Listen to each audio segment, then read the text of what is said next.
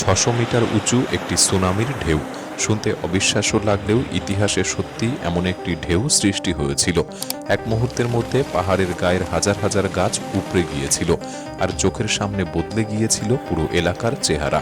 এই ঘটনাটি ঘটেছিল আলাস্কার লিটুয়া উপসাগরে, যা আজও পৃথিবীর ইতিহাসে রেকর্ড করা সবচেয়ে উঁচু সুনামির ঢেউ হিসাবে পরিচিত। কিন্তু প্রশ্ন হলো, সমুদ্রের ঢেউ কিভাবে এত উঁচু হতে পারে? আর যদি সত্যি এটি ইতিহাসের সবচেয়ে উঁচু সুনামি হয়, তাহলে পৃথিবীতে আর কোন কোন সুনামি মানুষের সভ্যতাকে সবচেয়ে বেশি কাঁপিয়ে দিয়েছিল? আজকের ভিডিওতে আমরা জানব ইতিহাসের সবচেয়ে ভয়ঙ্কর সুনামির ঢেউগুলির কথা, এমন কিছু ঘটনা যেখানে কয়েক মিনিটের মধ্যেই বদলে গিয়েছিল উপকূলের মানচিত্র, ধ্বংস হয়েছিল পুরো জনপদ, আর প্রকৃতির শক্তির সামনে মানুষ কতটা অসহায় তার বাস্তব প্রমাণ রেখে গেছে ইতিহাস। ইতিহাসের সবচেয়ে ভয়ঙ্কর সুনামির তালিকা শুরু করার আগে একটি বিষয় জানা জরুরি, কারণ সব সুনামি কিন্তু একইভাবে সৃষ্টি হয় না। সাধারণত সমুদ্রের তলদেশে শক্তিশালী ভূমিকম্প হলে বিশাল পরিমাণ জল হঠাৎ স্থানচ্যুত হয়, আর সেই স্থানচ্যুত জলই কয়েকশো কিলোমিটার, এমনকি হাজার হাজার কিলোমিটার দূর পর্যন্ত ছুটে গিয়ে সৃষ্টি করে সুনামি। কিন্তু এর বাইরেও রয়েছে আরও এক ধরনের সুনামি, যাকে বলা হয় মেগা সুনামি। এই ধরনের সুনামির সঙ্গে সবসময় ভূমিকম্পের সম্পর্ক থাকে না, বরং বিশাল কোনো ভূমিধস, পাহাড়ের অংশ হঠাৎ জলে ধসে পড়া, অথবা বিশাল আকারের আইসবার্গ ভেঙে সমুদ্রে পড়লে মুহূর্তের মধ্যে বিপুল পরিমাণ জল সরে যায়, আর তখনই সৃষ্টি হতে পারে একটি মেগা সুনামি। তবে পৃথিবীর ইতিহাসে এমন একটি ঘটনা ঘটেছিল যা শুধু একটি মেগা সুনামি সৃষ্টি করেনি, বরং পুরো পৃথিবীর পরিবেশই বদলে দিয়েছিল। আজ থেকে প্রায় ৬,৬০,০০,০০০ বছর আগে প্রায় ১১ থেকে ৮১ কিলোমিটার ব্যাসের একটি বিশাল গ্রহাণু পৃথিবীতে আছড়ে পড়ে। এর আঘাত লাগে বর্তমান ইউকাতান উপদ্বীপ অঞ্চলে, যেখানে আজও রয়েছে বিশাল চিকসুলুক গহ্বর। এই সংঘর্ষ এতটাই শক্তিশালী ছিল যে বিজ্ঞানীদের গবেষণা অনুযায়ী এর ফলে ১০০ মিটারেরও বেশি উঁচু একটি মেগা সুনামি তৈরি হয়েছিল। সেই বিশাল ঢেউ অত্যন্ত দ্রুত গতিতে চারিদিকে ছড়িয়ে পড়েছিল। কিছু গবেষণায় ধারণা করা হয় এর প্রভাব উত্তর আমেরিকার অনেক ভেতরের অঞ্চল পর্যন্ত পৌঁছেছিল।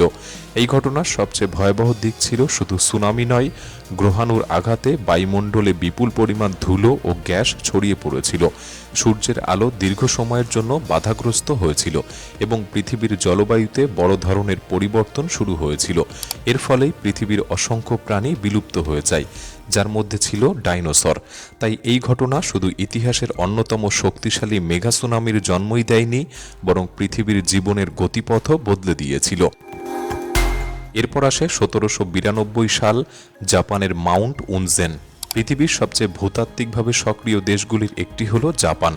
দেশটি ৩টি টেকটনিক প্লেটের সংযোগস্থলে অবস্থিত এবং প্রশান্ত মহাসাগরীয় রিং অফ ফায়ারের অংশ হওয়ায় এখানে অসংখ্য সক্রিয় আগ্নেয়গিরি রয়েছে। এর মধ্যে অন্যতম মাউন্ট উনজেন, যা কিউশু দ্বীপের নাগাসাকি প্রিফেকচারের সীমাবাড়া শহরের কাছে অবস্থিত। ১৯৯০ সালে কয়েক শত বছর শান্ত থাকার পর এটি আবার সক্রিয় হয়ে উঠেছিল। পরের বছর অর্থাৎ ১৯৯১ সালে এর অগ্ন্যুৎপাতে সৃষ্টি হওয়া পাইরোক্লাস্টিক প্রবাহ ৪৩ জনের মৃত্যু ঘটায়। তবে এই আগ্নেয়গিরিটি সবচেয়ে বেশি পরিচিত ১৭৯২ সালের ভয়াবহ দুর্যোগের কারণে। সেই সময় এই এলাকায় টানা ভূমিকম্প হচ্ছিল। হঠাৎ আগ্নেয়গিরির একটি লাভাডোম ধসে পড়ে সমুদ্রে, আর তাতে সৃষ্টি হয় একটি শক্তিশালী মেগা সুনামি। এই সুনামিতে ১৪,০০০-এরও বেশি মানুষ প্রাণ হারিয়েছিল, যা আজও জাপানের ইতিহাসে সবচেয়ে প্রাণঘাতী আগ্নেয়গিরি সম্পর্কিত দুর্যোগ হিসেবে পরিচিত। সবচেয়ে অদ্ভুত বিষয় ছিল, সুনামির ঢেউ প্রথমে আরিয়াকি উপসাগর পেরিয়ে বিপরীত তীরের হিগো প্রদেশে আঘাত আনে। এরপর ঢেউটি প্রতিফলিত হয়ে আবার ফিরে এসে সীমাবাড়া অঞ্চলে দ্বিতীয়বার আঘাত করে। এই দৈত্য আঘাতেই ক্ষয়ক্ষতি ও প্রাণহানি আরও বেড়ে যায়। গবেষকদের মতে ঢেউটির সর্বোচ্চ উচ্চতা ছিল প্রায় ১০০ মিটার, যা সহজেই উপকূল ছাড়িয়ে অনেক দূর পর্যন্ত প্রবেশ করে পথে থাকা প্রায় সব কিছুকেই ধ্বংস করে দিয়েছিল। দ্বিতীয়ত মাউন্ট সেন্ট হেলেন্স 1980, যুক্তরাষ্ট্রের মাউন্ট সেন্ট হেলেন্স। এখানে 1980 সালের অগ্ন্যুৎপাত ইতিহাসের অন্যতম শক্তিশালী আগ্নেয়গিরির বিস্ফোরণ হিসেবে পরিচিত। অগ্ন্যুৎপাতের সময় আগ্নেয়গিরির উত্তর পাশের বিশাল অংশ ধসে পড়ে, যা ইতিহাসের সবচেয়ে বড় স্থলভাগের ভূমিধসগুলির একটি বলে ধরা হয়। এই বিপুল পরিমাণ পাথর ও মাটি নিচে থাকা স্পিরিট লেকে আশ্রে পড়তেই সৃষ্টি হয় একটি বিশাল সুনামি। এই ঢেউয়ের উচ্চতা ছিল প্রায় 260 মিটার, যা পুরো হ্রদ জুড়ে ছুটে গিয়ে অসংখ্য গাছপালা উপড়ে ফেলে এবং সামনে থাকা সবকিছু ধ্বংস করে দেয়। তবে শেষ পর্যন্ত এই জলের ঢেউকেও ছাড়িয়ে যায় আগ্নেয়গিরি থেকে বেরিয়ে আসা অতি উত্তপ্ত ছাই ও গ্যাসের প্রবাহ। জল, ছাই ও মাটি মিশে তৈরি হয় বিশাল কাদা প্রবাহ, যা নদীগুলিকে ভরাট করে দেয় এবং পুরো এলাকাকে দীর্ঘ সময়ের জন্য ধ্বংসস্তূপে পরিণত করে। পরবর্তীতে স্পিরিট লেক ধীরে ধীরে স্বাভাবিক অবস্থায় ফিরতে শুরু করলেও আগের অবস্থায় পৌঁছাতে এর 2 দশকেরও বেশি সময় লেগে গিয়েছিল। তৃতীয়ত ভায়ন্ট ড্যাম 1963। স্পিরিট লেকের ঘটনায় আমরা দেখেছি সুনামি শুধু সমুদ্রেই নয়, স্থলভাগের হ্রদ বা জলাধারেও সৃষ্টি হতে পারে। আর এমন ইনল্যান্ড সুনামির ইতিহাসে সবচেয়ে ভয়াবহ ঘটনাগুলির একটি ঘটেছিল ইতালিতে। ভেনিস শহর থেকে প্রায় 100 কিলোমিটার উত্তরে অবস্থিত ভায়ন্ট ড্যাম নির্মাণ করা হয়েছিল জলবিদ্যুৎ উৎপাদনের জন্য। তবে নির্মাণ কাজ শুরু করার আগেই বিশেষজ্ঞরা সতর্ক করেছিল যে বাঁধের পাশে থাকা মন্টেটক পর্বতটি অস্থিতিশীল। বাঁধ নির্মাণের সময় স্থানীয় বাসিন্দারা বারবার ছোট ছোট ভূমিকম্প ও ভূমিধসের ঘটনাও লক্ষ্য করেছিল। তবে সেই সতর্ক বার্তাগুলিকে কেউ গুরুত্ব দেয়নি। পরে ঝুঁকি কমানোর জন্য জলাধারের জলের স্তর নামিয়ে আনার সিদ্ধান্ত নেওয়া হয়, কিন্তু শেষ পর্যন্ত এই সিদ্ধান্তই পরিস্থিতিকে আরও বিপজ্জনক করে তোলে। 1963 সালের 9 অক্টোবর পর্বতের বিশাল একটি অংশ ভেঙে পাথর, মাটি ও গাছপালা সহ জলাধারে ধসে পড়ে। মুহূর্তের মধ্যে সৃষ্টি হয় প্রায় 250 মিটার উঁচু একটি বিশাল ঢেউ, যা বাঁধের ওপর দিয়ে চলে যায়।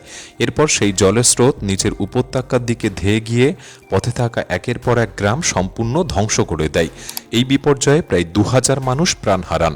উপত্যকার কয়েকটি গ্রামের প্রায় 80% বাসিন্দা নিহত হন এবং 350টি পরিবার সম্পূর্ণ নিশ্চিহ্ন হয়ে যায়। পরবর্তী তদন্তে জানা যায় ভারী বৃষ্টিপাত এবং জলাধারের জলের স্তর দ্রুত কমিয়ে দেওয়ার কারণে মন্টেটক পর্বতের ঢাল দুর্বল হয়ে পড়েছিল। ফলে বিশাল ভূমিধসের সৃষ্টি হয়, আর সেটি ইতিহাসের অন্যতম ভয়ঙ্কর ইনল্যান্ড সুনামির জন্ম দিয়েছিল। এরপর শেষ এবং ইতিহাসের সবচেয়ে উঁচু সুনামি লিটুয়া উপসাগর, আলাস্কা, 1958 সাল। এতক্ষণ আমরা যেসব সুনামির কথা জানলাম সেগুলির উচ্চতাই ছিল অবিশ্বাস্য, কিন্তু প্রশ্ন হলো একটি সুনামির ঢেউ কি কয়েকশো মিটার, এমনকি আধা কিলোমিটারেরও বেশি উঁচু হতে পারে? এই প্রশ্নের উত্তর দিয়েছিল 1958 সালের 9 জুলাই আলাস্কার শান্ত ও প্রত্যন্ত লিটুয়া উপসাগর। সেদিন একটি শক্তিশালী ভূমিকম্পের ফলে প্রায় 3 কোটি ঘনমিটার পাথর ও মাটি প্রায় 900 মিটার উপর থেকে গিলবার্ট ইনলেটে ধসে পড়ে। মুহূর্তের মধ্যে বিপুল পরিমাণ জল স্থানচ্যুত হয়ে তৈরি হয় ইতিহাসের সবচেয়ে উঁচু সুনামির ঢেউ। ঢেউটির সর্বোচ্চ উচ্চতা ছিল অবিশ্বাস্যভাবে প্রায় 600 মিটার। এটি এতটাই উঁচু ছিল যে উপসাগরের পাশের পাহাড়ের ঢাল পর্যন্ত উঠে গিয়েছিল এবং পথে থাকা প্রায় সব গাছপালা উপড়ে ফেলেছিল। লক্ষ লক্ষ গাছ মুহূর্তের মধ্যেই ভেসে যায়, যার চিহ্ন আজও সেই পাহাড়ের গায়ে লেগে আছে।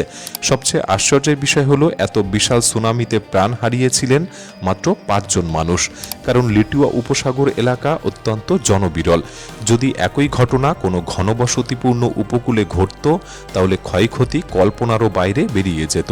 এই ঘটনাটি প্রমাণ করে শুধু সমুদ্রতলের ভূমিকম্প নয়, বিশাল ভূমিধসও পৃথিবীর ইতিহাসের সবচেয়ে ভয়ঙ্কর সুনামির জন্ম দিতে পারে।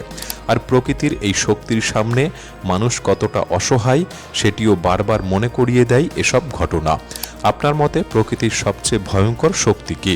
সুনামি, ভূমিকম্প নাকি আগ্নেয়গিরির অগ্ন্যুৎপাত? আপনার মতামত আমাদের কমেন্ট বক্সে লিখে জানাতে পারেন। ভিডিওটি ভালো লাগলে একটি লাইক করতে পারেন, চ্যানেলটি সাবস্ক্রাইব করে রাখতে পারেন। তাহলে দেখা হচ্ছে পরবর্তী নতুন একটি এপিসোডে।